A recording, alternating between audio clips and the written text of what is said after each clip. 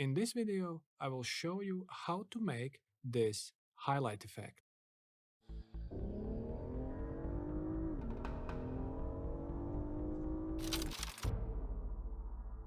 Double-click on the image to insert it in the first track.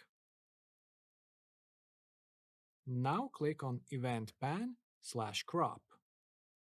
Then right-click on the image and choose Match Output Aspect to fill in the frame. Now activate Mask. Use Normal Edit tool to be able to move the image around.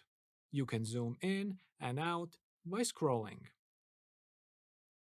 Now select the Anchor Creation tool and trace the outline of the object you want to highlight. To switch back to the Normal Edit tool, you can simply press Space on your keyboard. To switch to the Anchor Creation tool, press D on your keyboard. When you're done, under the Path options, choose Negative. Now activate the Position timeline and create a keyframe.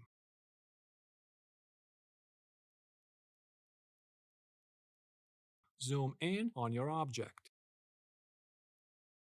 Create another keyframe and zoom in some more.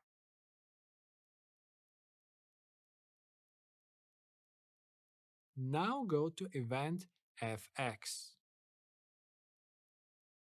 Click on Brightness and Contrast. Then click Add and OK. Now select Animate next to Brightness and add a keyframe. Now add another keyframe and turn the brightness down. Let's make a copy of the image in the second track. You can do it by clicking and dragging the image.